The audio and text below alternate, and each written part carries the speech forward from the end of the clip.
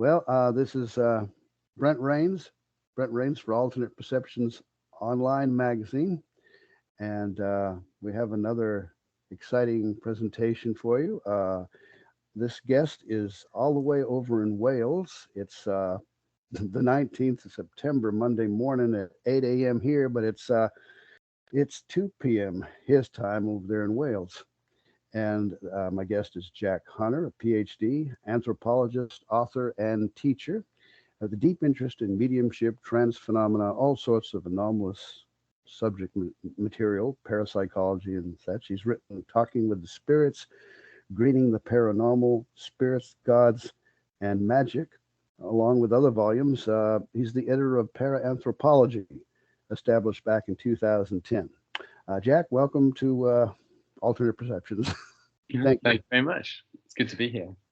Well, thank you for agreeing to talk with me. And I've been looking forward for quite some time to engaging with you for a little while and discussing all of these things. So I guess wherever you want to start, how you began, where you're headed, and the reception you receive in the community. Yeah. My background is in anthropology. So I've studied anthropology since I was an undergraduate student. And specifically, though, I sort of moved to something drew me towards the anthropology of the paranormal. It wasn't something that was like an obvious field within anthropology when I first started studying.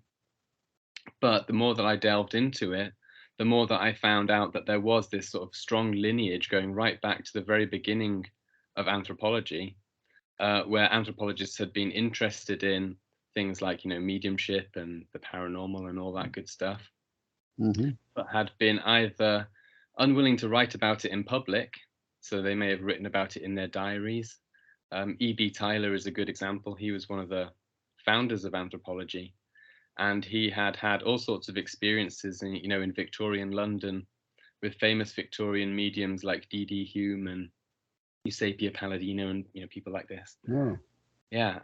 But he didn't publish it in his, public writings, which were all about, his public writings were really saying that all of this stuff is primitive and outmoded and, already superseded by rationalism and all that kind of stuff.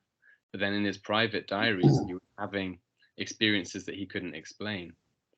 So, all the way back at the beginning of anthropology, there was this interest in these fields, but there was a tension between public writing and private interest.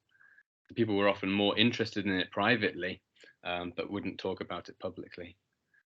Yeah, and so when I found this lineage, I started to follow it and see where it led. And the way that it developed, this sort of lineage in anthropology, is really interesting. And it really kicked off again, not until the 1990s, with people like Edith Turner, who was the wife of a very famous anthropologist called Victor Turner, who's probably most famous for talking about liminality and communitas and these kinds of things.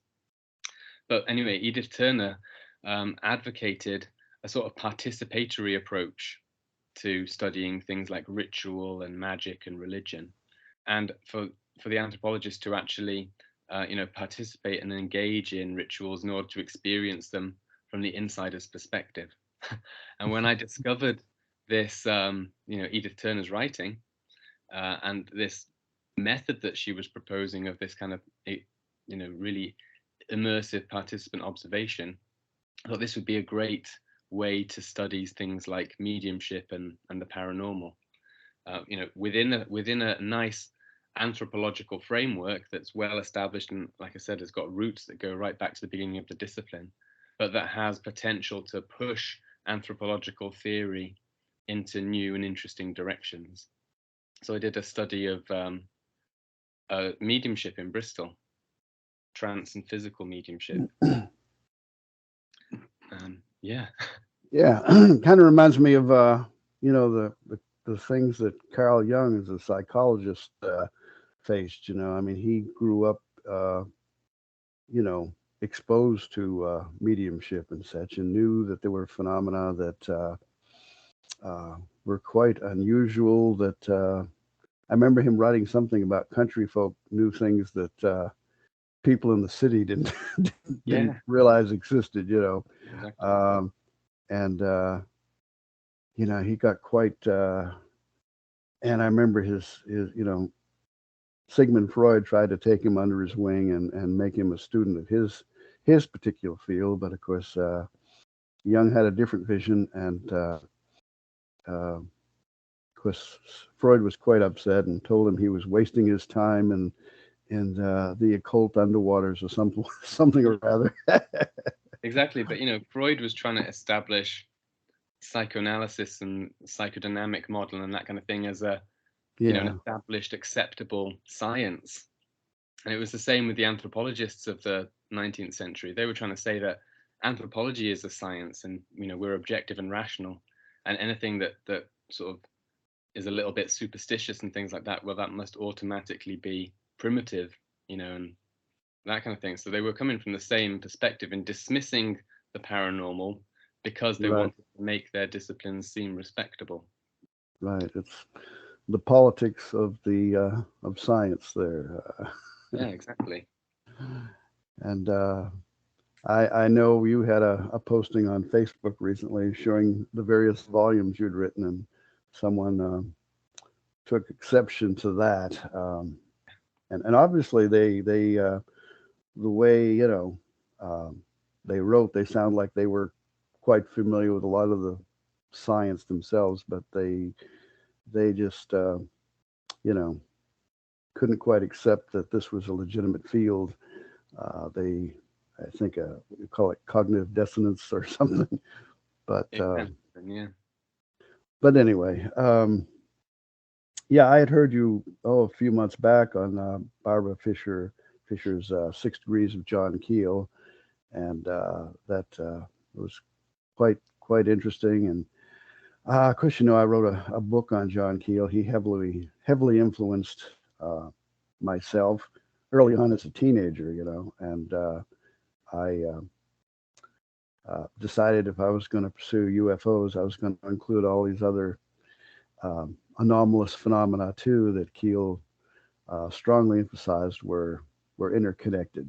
And I remember an interview that a ufologist named Tim Beckley did with him a few years later, congratulating him that he finally made a lot of people in the UFO field realize that the psychic elements were a part of it.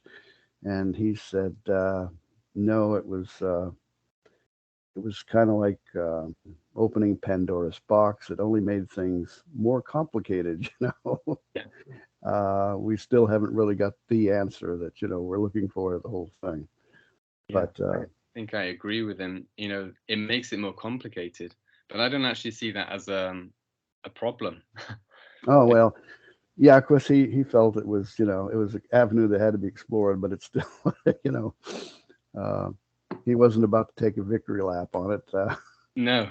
But anyway, um, so I, I I seem to recall in reading one of your articles that in your journey by doing this participatory following that you became convinced that indeed this was the correct approach, what you call paranthropology, that you actually observed things that you yourself couldn't explain.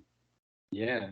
Well, basically, the way that my work began was I'd always had an interest in the paranormal, and had read Colin Wilson and John Keel and Charles Fort and stuff like that growing up, in bits and bobs here Hmm. and there.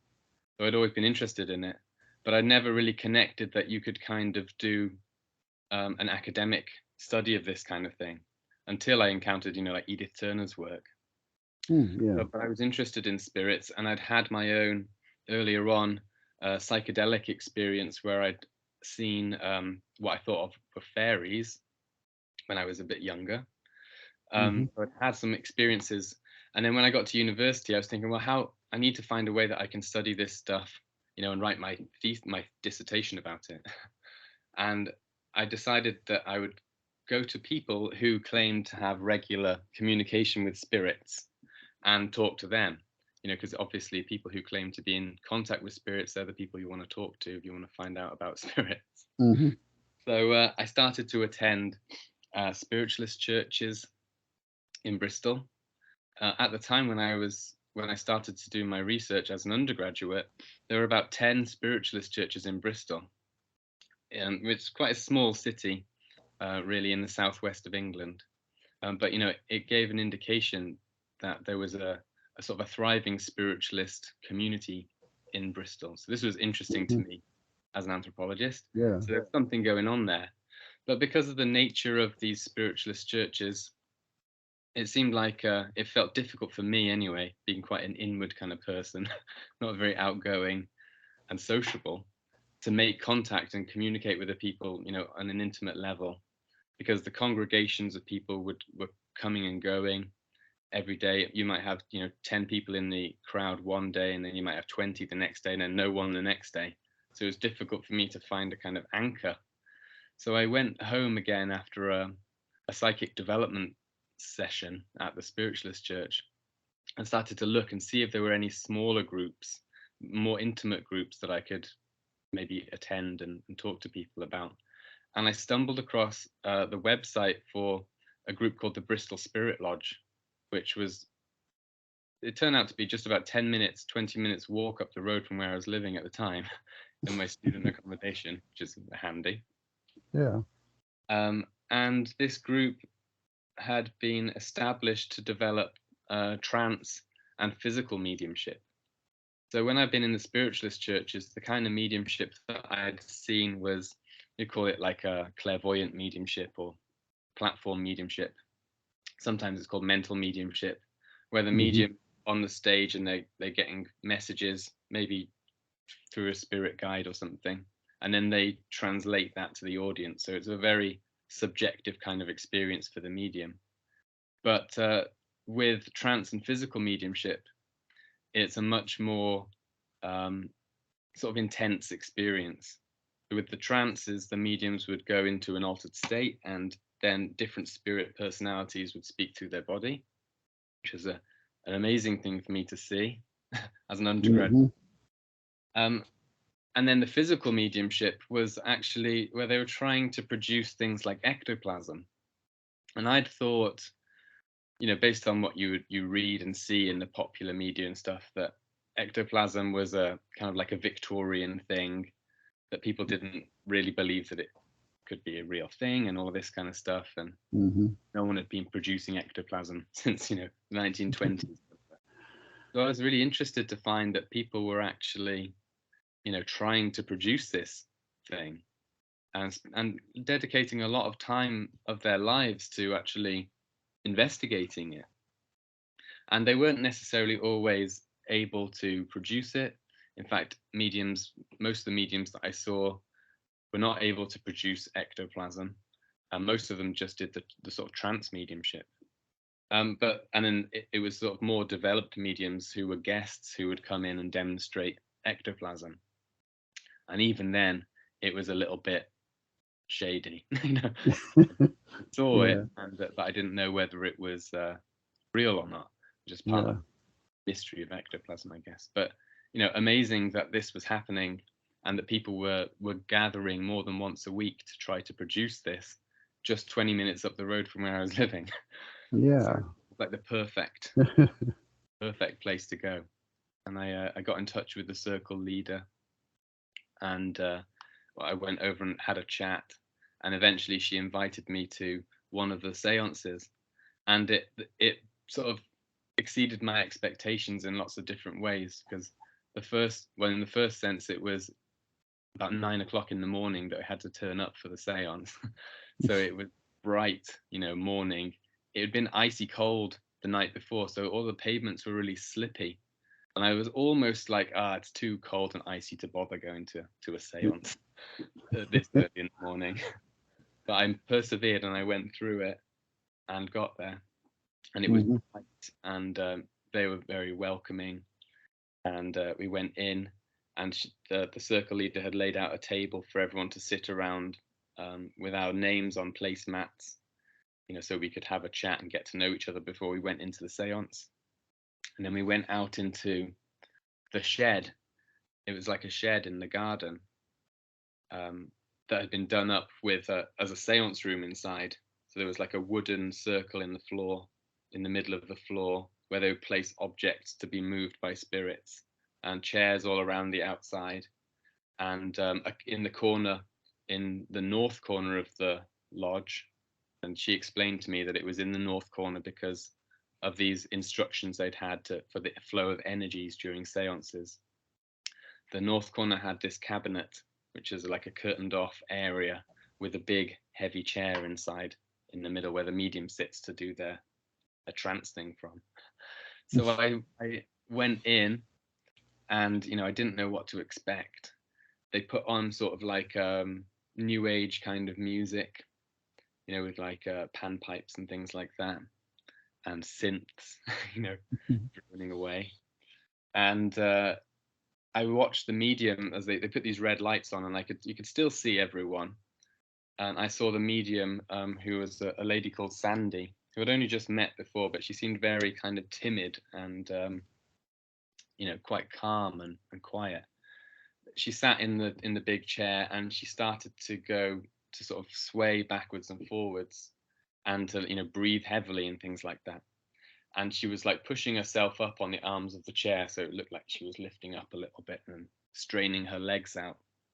And I was watching this for a little while, and as this was going on, I started to see little like flickers of light, or little flashes around behind, in the darkness in the cabinet area.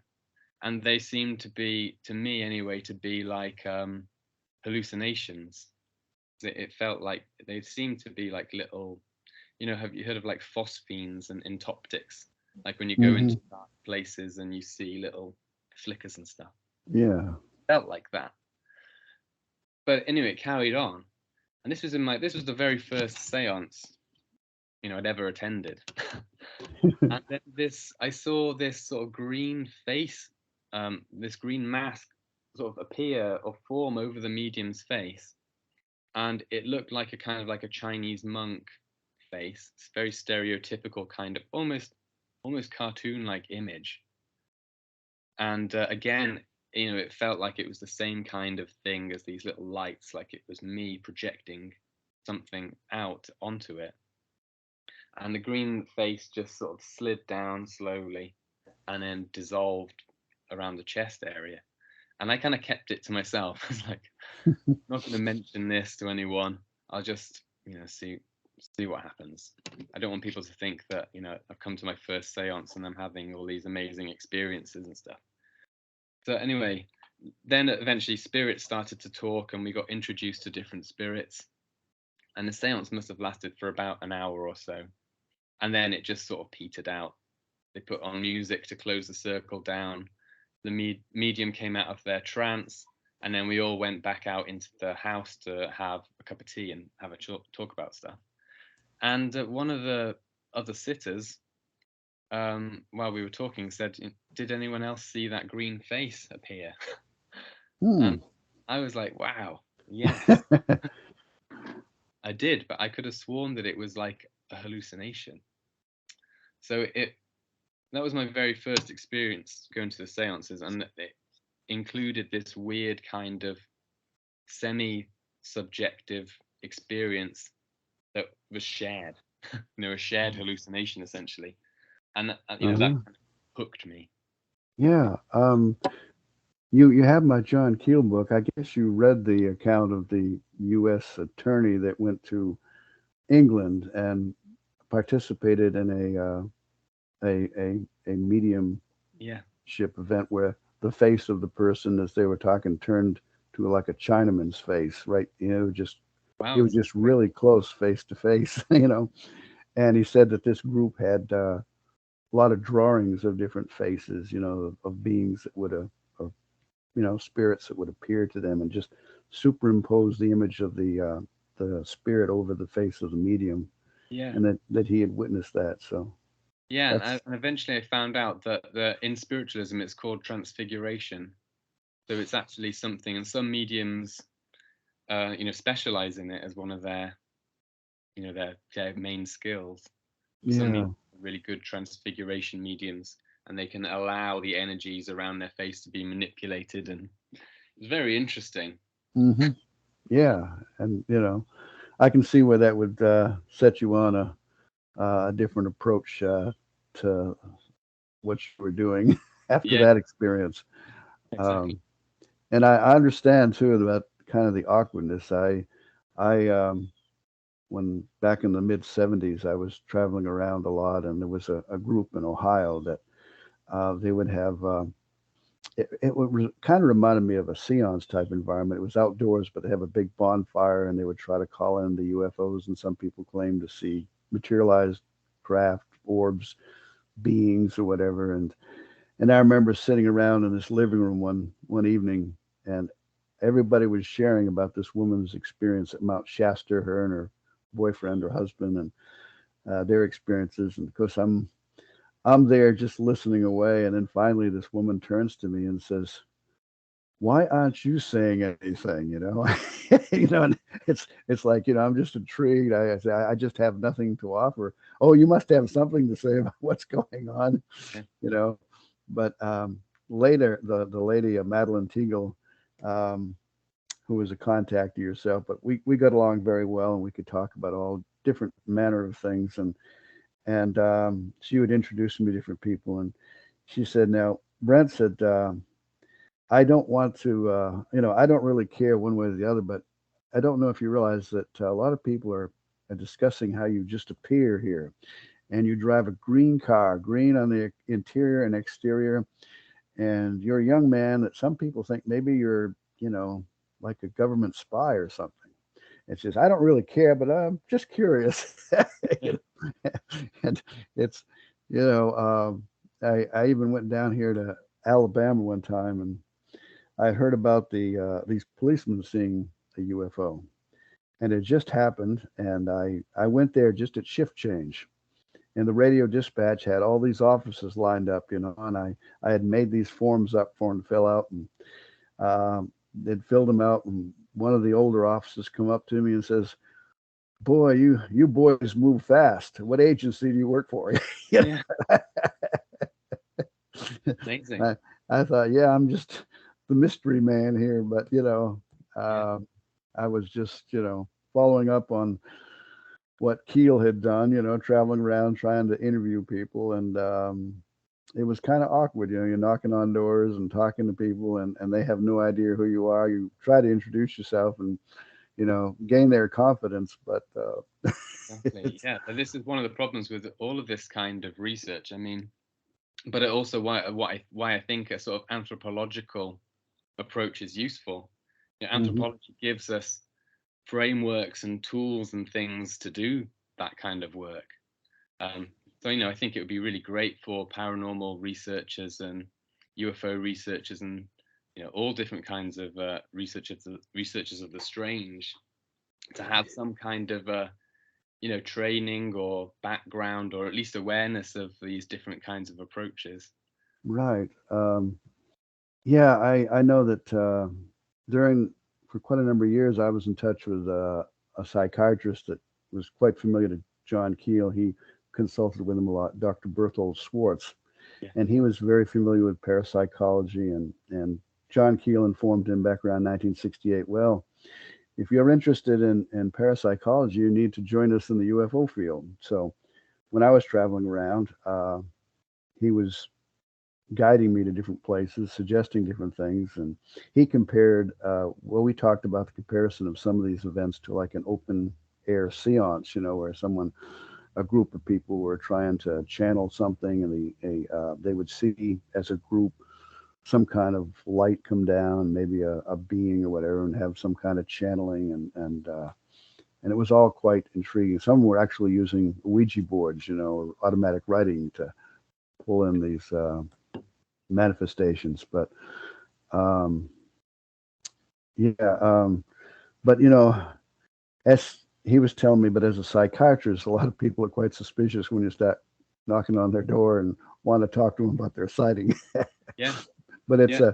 yeah, anthropology sounds like a good approach to because there's so many different moving parts to this, and it's hard to get people to really want to, like if you're talking to a cryptozoologist, as they like to call themselves, a lot of them are very resistant to talking about UFO or paranormal, at least here in this country.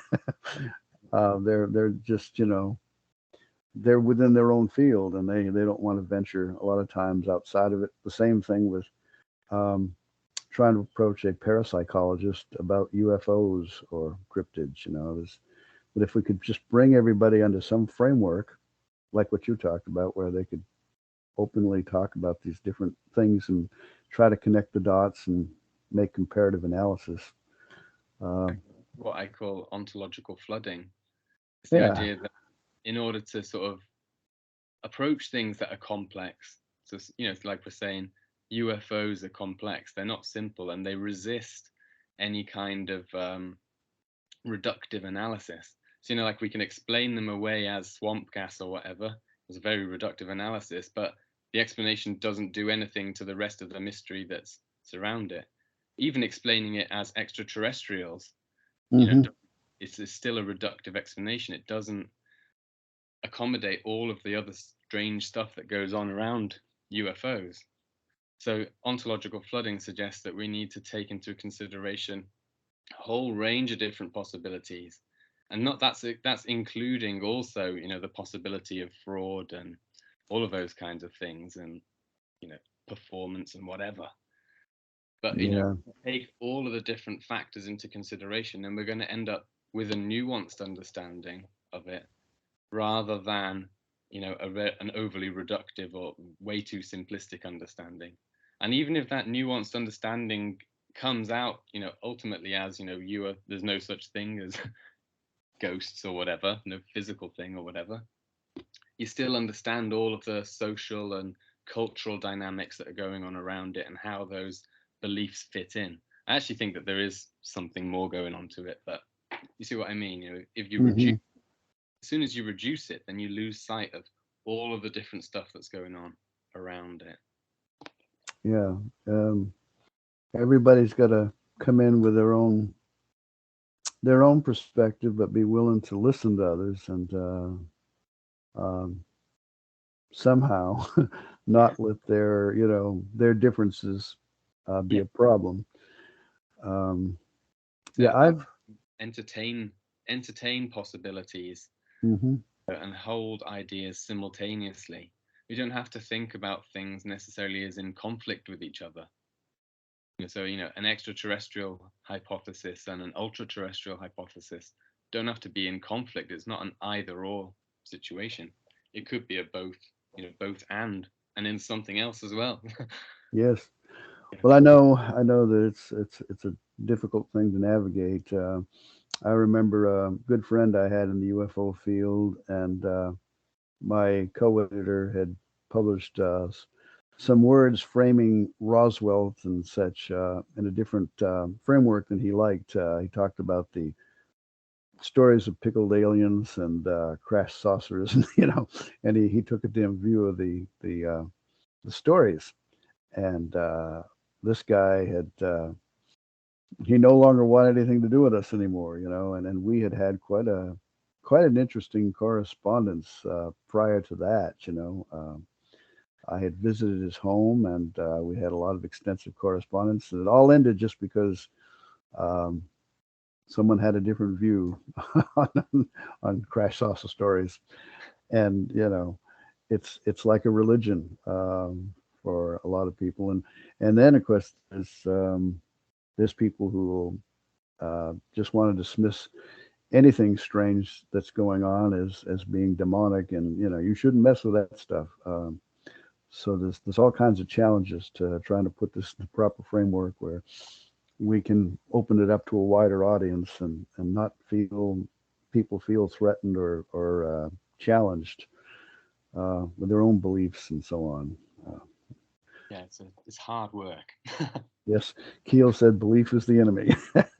Yeah, well, uh, but anyway, it's but we all have our pet theories and ideas, and um, it's a yeah, it's a I was thinking about this before because there are different sort of extremes in the paranormal world. On the one hand, there's like academic reductionism or like total skepticism that Hmm. gets rid of everything and basically dismisses it all. And then at the other end, there's like I think that in a good way, people like Charles Fort who will come up with loads of different speculative ideas about what it could be, and probably he would probably dismiss most of his own ideas as well. But he's coming up with lots of different possibilities for complex realities that could exist. And what we want to do is try and find somewhere between that, like really imaginative, creating new possibilities kinds of work that people like Charles Fort did, and the Hmm. more grounded, skeptical kind of approach, sort of like a middle ground between the two. And that's what I wrote a paper called Between Realness and Unrealness. It's another Charles Fort quote, but it's the idea of this, yeah, this middle place that's somewhere between uh, reality and unreality. And so things that don't exist as well, Hmm. within that. They call it, I think I heard people talk about the imaginal realm, or something that exists between consciousness and physics, that connects the two, like with synchronicity. There's just regular coincidence, and then there's Jung's meaningful coincidence. And what is it that they don't seem to have a causal connection, but yet they seem to connect with ideas, and that would be the realm of parapsychology, or Yeah. or Or you para. can And talk about the psychoid. I love the hmm. word psychoid. Yeah. The psychoid is like the connecting or the bridge between internal and external things. So you could have like psychoid manifestations. So a UFO would be like a psychoid object that's physically out there, but Hmm. also a psychological symbol. Yeah, I remember in 1975 the book that Dr. J. Allen Hynek, formerly Project Blue Book, and Jacques Vallée had worked together on the Edge of Reality, and a lot of ideas they were talking about in the book. And I remember, they were talking about apparitions, and then Hynek said, "Well, apparition is different from a UFO. Uh, one person, maybe because of their psychic ability, whatever, might see a ghost or something, but someone else nearby wouldn't. But a UFO, if one is in the area, it's going to be seen by whoever's present." But Keel noted that that wasn't always the case. There were subjective sightings, or in fact, Carl Jung noted in his book, Flying Saucers, A Modern Myth of Things Seen in the Skies, that he had attended, as I guess I just mentioned, the seance where four people were present seeing this moon-shaped orb hovering over this abdomen of a medium, and but he couldn't see it, and they couldn't understand why they could see, these four guys, so clearly this orb, and he couldn't. And Jung said this. He called it a psychoid. I don't know if he was the one that originated the term, but he used he used it back in the 1950s, and he Yeah. thought that might be a possible explanation for what UFOs, whatever they are. um, There's another similar story about ectoplasm. I was trying to find when we think about ectoplasm, we think about it again like as a Western kind of thing. It's a very European mediumship. It's from spiritualism basically, and there's not mhm. much. If you think in the cross-cultural context, they're looking at other cultures around the world. There's not much that's that similar to it, really. But I did find a couple of interesting things. One of them was like an Amazonian um, phlegm, where ayahuasca, is people who take ayahuasca can Mhm. produce this phlegm that can materialize objects out of it, which is a bit similar to ectoplasm. Oh. But the other one that I found a reference to was in Australia, and the Aboriginal Australian clever men would produce. This was written by, I think it was an anthropologist called Rose, and he'd observed this. And these clever men would produce this. They called it a magic rope. It would come out of their mouth, and it was Hmm. white, and it would kind of move around independently. And the interesting thing in the report that Rose wrote was that the Aboriginal people standing around could all see this thing, this ectoplasmic, what they would have called it, a pseudopod in the Victorian seances, moving around independently.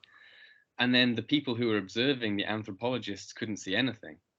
So it's a similar kind of idea to what Jung was talking about with UFOs, but actually also suggests that our culture and our expectations, bring a lot to paranormal experiences. For the clever men, they were expecting to see that. It was a part of their understanding of what the clever man does. Whereas for the Western observer, that's actually technically impossible, so we can't see it. Yeah, yeah, that's the really a lot of times the experiences seem to conform to our cultural, social, spiritual expectations within our group, but not necessarily what another group would accommodate or accept, and it's so strange. But yeah, and yet now I have a little over 10 years ago I was EVPs, electronic voice phenomena, and I had tried that myself back in the 70s and didn't have really much success. I was usually the debunker. Oh, that's so and so's voice, trying to correct other people's impressions. It's amazing what what you can record and hear. Someone talking in another room, and suddenly it becomes a people think it's a ghost on the audio, But I was introduced to the Ghost Box, which is, of course, the modern version of the Frank's box, and all it is you take from, like, over here from Radio Shack, a digital AM/FM radio, and you change it where it goes on continuous scan, and you're picking up little bits and pieces of radio stations and music and such. But the theory is that through the white noise, the spirits can communicate, and I was quite skeptical, but um, actually, I've got some pretty good recordings, and I got my own to make sure that it was all on the up and up, my own uh, radio, and started recording this. And in one, I have John Keel Bert here, and it was really quite clear. And so I'm thinking, okay, is this something that is conforming to my expectations? But this is electronic. It's is have I got a schizophrenic radio here or what? Um, But there were just some really, really strange things, and I played the audio to different people, and one a neuroscience guy, Ph.D., says, "Well, Brent, it's not pareidolia, it's really there. I don't know how it was produced or whatever, but it's there."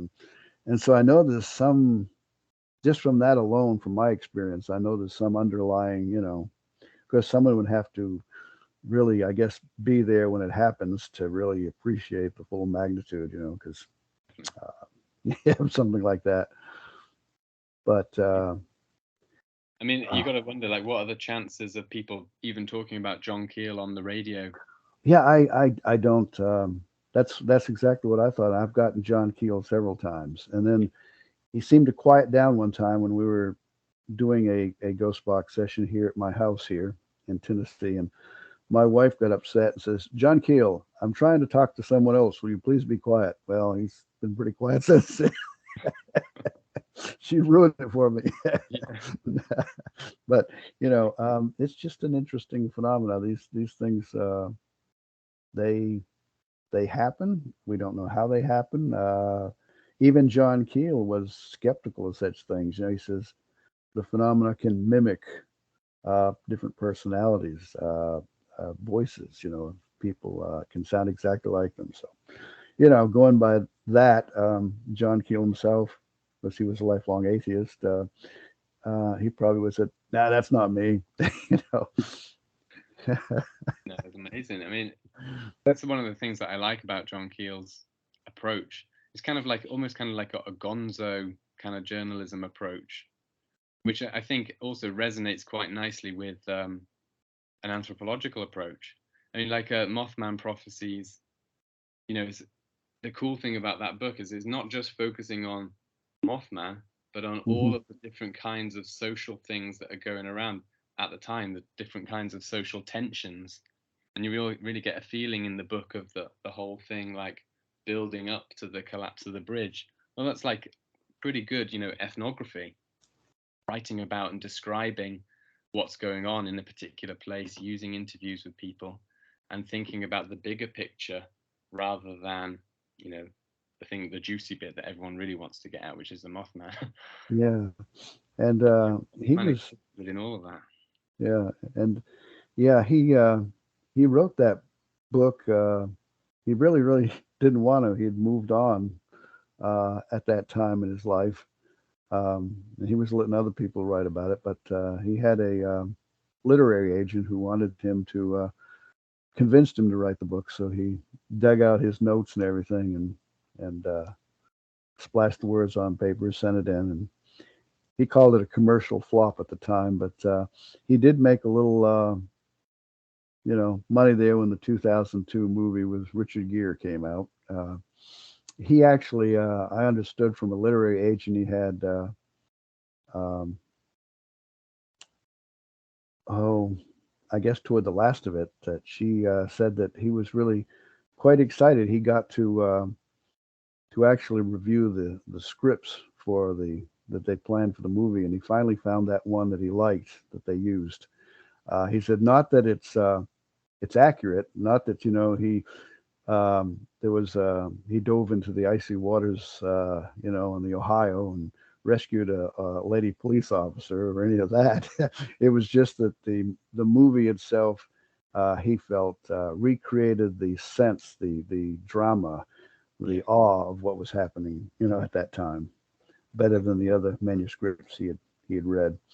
And I he, think that's what's good about the book, isn't it? That you get that feeling of the whole yeah, thing building up and the way that it's affecting people in different ways, with like premonitions coming through and then people seeing strange things.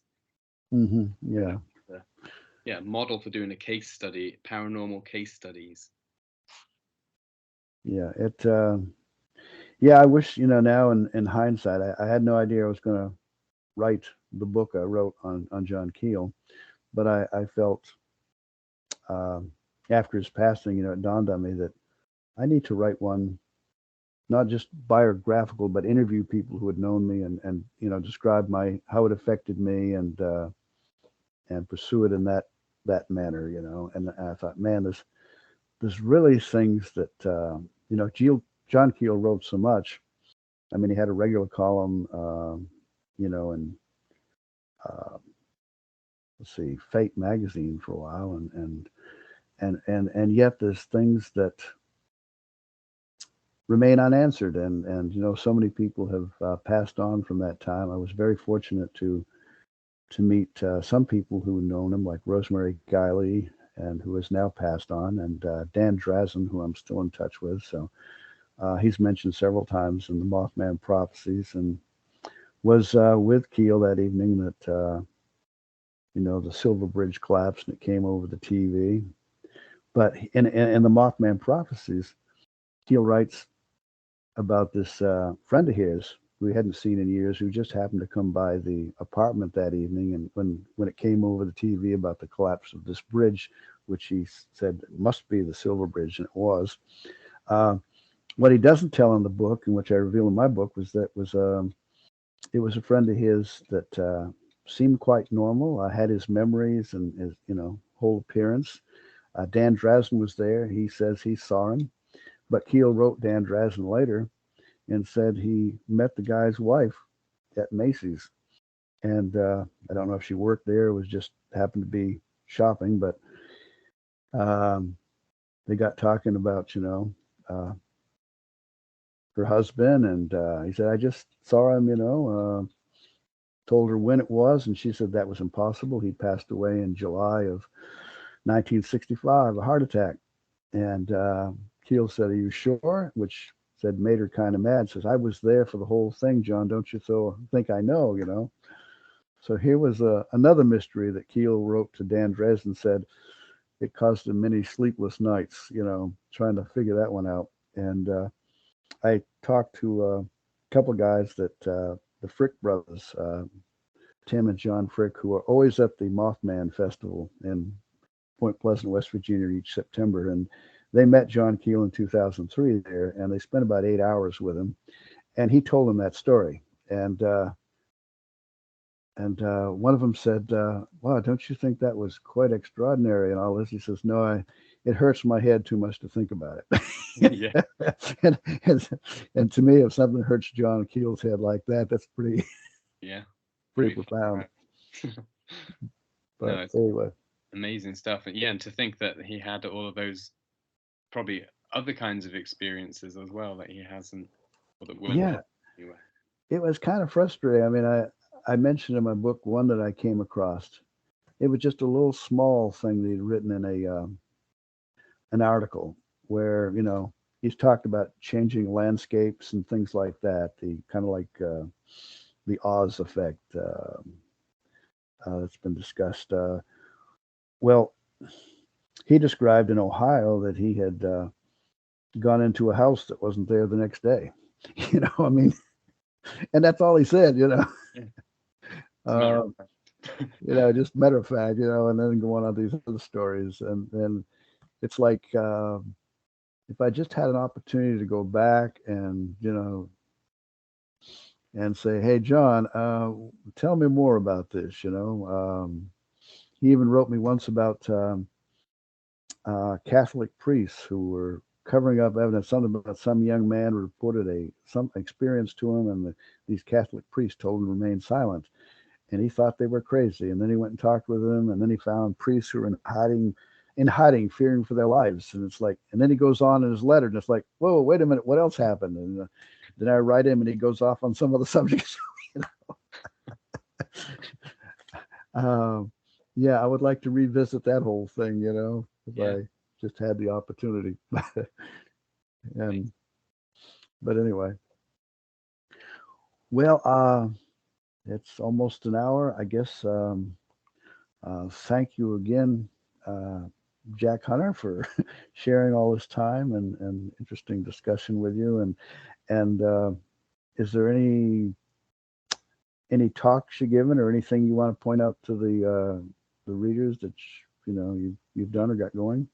Yeah, well, should have in the next couple of months a new edited book coming out called Deep Weird: The Varieties of High Strangeness Experience.